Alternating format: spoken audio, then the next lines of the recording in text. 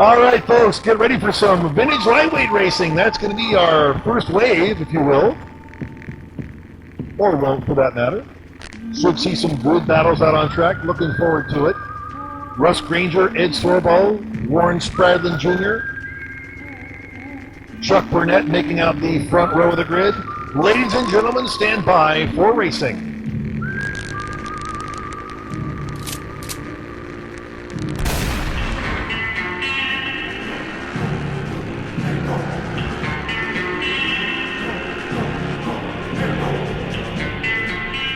Ed Sorbo with a rocket start and the whole shot into turn one. Now for our ninjas.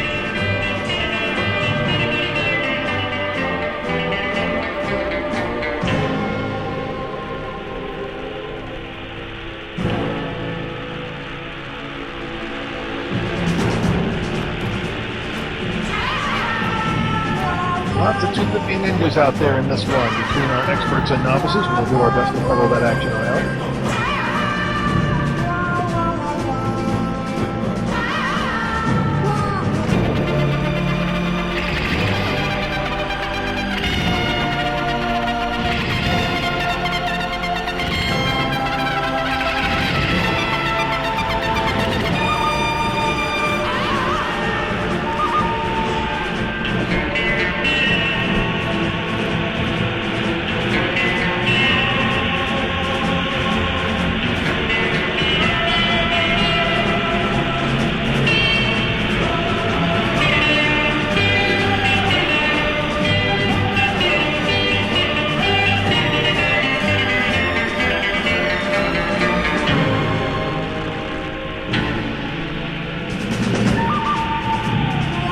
Down the front stretch for the first time, vintage lightweight, it looks like Steady Eddie Sorbo on bike number 31, the Franken bike.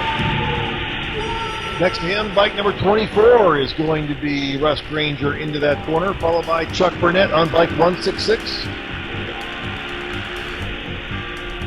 Our 500 singles cross the stripe, Mike Blankenship on bike 769 ahead of bike 813, Lance Lumen.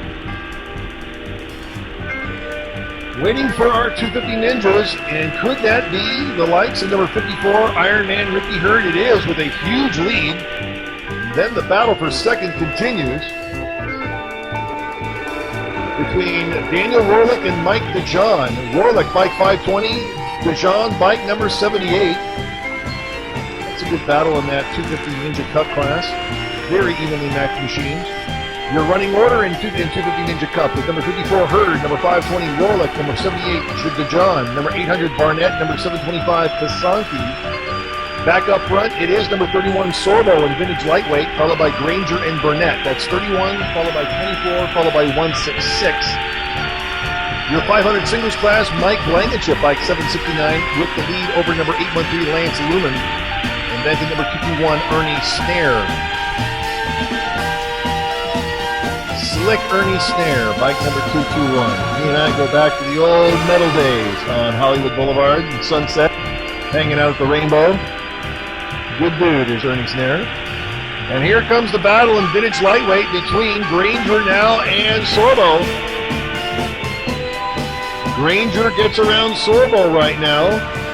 Sorbo ain't going to take that sitting down, so he's going to get after it. With the white machine followed by the blue one. Granger and Sorbo.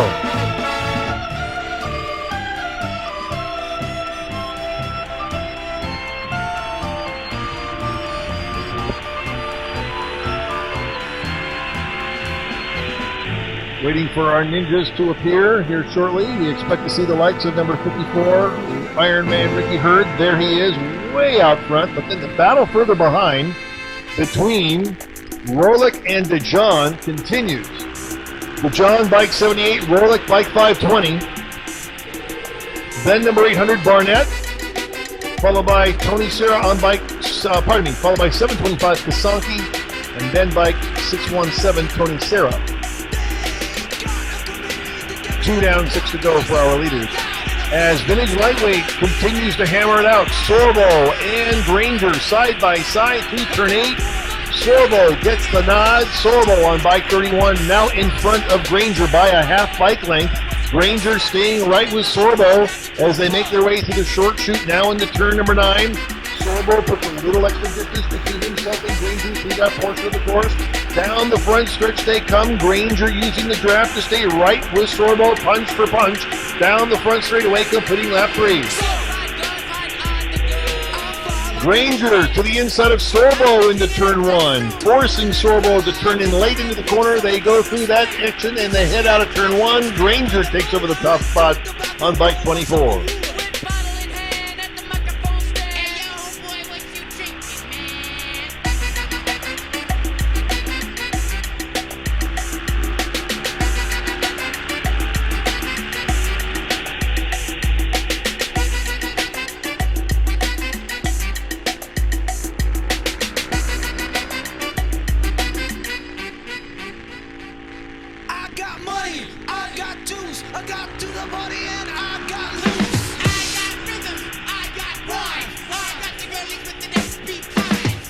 In the meantime, Ricky Hurd continues to dominate the 250 Ninja class, but here comes that battle between Rorlick and DeJohn.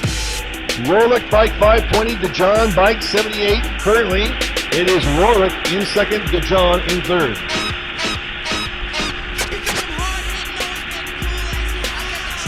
Sorbo and Granger, however, forgive me for using cliches, but I've made a career out of it, continue to go hammer and tongs. Now out of turn 9, it is Sorbo, and he's stretching it out a bit, about 5 bike length gap between himself and Granger, as Granger trying to make up the difference. I'm called about a 3 bike length differential between those two, heading into turn 1. Granger excellent on the brakes into turn 1. A bike length separates the two through that corner, but as they exit, using a good drive, is number 31 Sorbo as they head into turn number 2. 4 laps down, 4 to go. Cross flags out once again. First call to pre-grid, race 12. Her head is in a bitter way. Her brain's on fire. She's just looking for the perfect wave.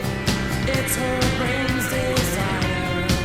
I'll think of her when I walk the strand on this true Hermosa night. It is dead. It is dead. It is dead. It is dead.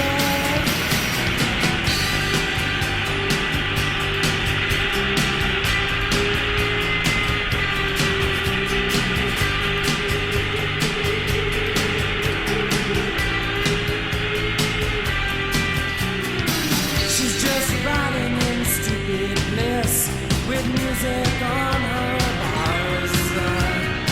Her face burning in the LA sun.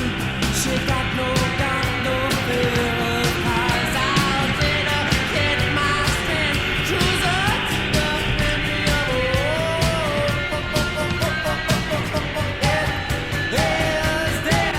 Sorbo and Granger continue to battle it out. Sorbo has a 3/10 of a second advantage over Granger right now.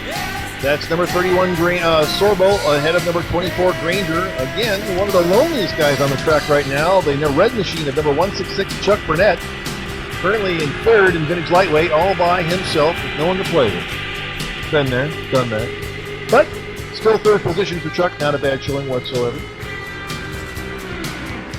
Having said that, Mike Blankenship continues to lead in 500 singles, bike 769 over number 813 Lance Lumen. Mike Blankenship has dominated the 500 singles class on his dirt bike. I'm sure it's much to his chagrin I say that, but let's face it, it is what it is. Having said that, 5 down and 3 to go for Sorbo and Granger as they continue to battle it out around the track and are now coming up on some slower Ninja 250 traffic in the turn 8 area. This could get interesting. Can the KG veteran Sorbo thread the proverbial needle? And it looks like they're getting jammed up through turn 8. Look at the move that Granger puts on Sorbo. Granger went through 5 guys to take over first position from Sorbo as they come across the stripe to complete lap number 6. What a move by Granger as he continues to thread the needle through traffic. Wow. Here I'm about to say that the KG veteran Sorbo is going to use traffic to his advantage and clearly got jammed up heading through turn 8 on the high side. Through the low side, Granger just pinned it, got by 5 guys to get around Sorbo and move into first position in vintage lightweight. Bike number 24 on a tear right now with 2 laps left to go. Goodness gracious, great job of riding by Granger right now.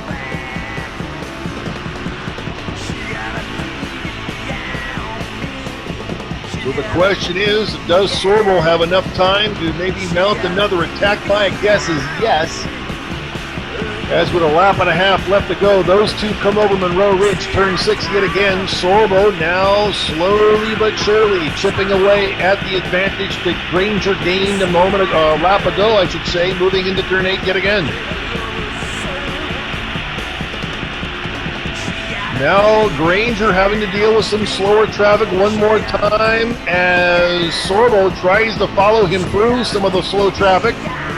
Granger still getting the better of it through turn number 9. Down the front straightaway come our leaders. White flag is out. 1 lap left to go, and here comes Sorbo with a good drive. 1 lap left to go. We make a second call now. Second call to pre-grid.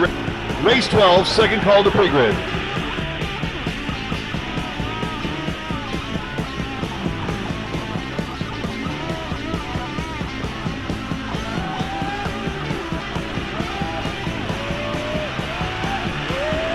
Unbelievable action right now. So Granger and Sorbo putting on a show for everyone right now in vintage lightweight. Those two head up the hill towards the Budweiser balcony. Granger a 1 bike length lead over Sorbo, heading down into turn 5 for the final time. There is some traffic up ahead coming out of turn 6. I don't know whether they'll encounter it before the start finish line or not. In the meantime, Sorbo looking for a good drive out of turn 6. And it looks like they get an equal drive, 1 bike length separating those two heading into turn 8 right now. The white machine in front of the dark blue. Granger, bike 24 with the lead over number 31, Sorbo. Through turn 8, there is a slower rider up ahead. That could cause a factor heading into turn 9. They both slow heading into turn 9. They both go to the outside. It is throttle pinned.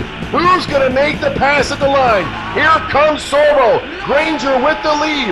Is there enough time? There is not. Granger will take the win, followed by number 31, Sorbo. What a ride by those two. Very exciting finish.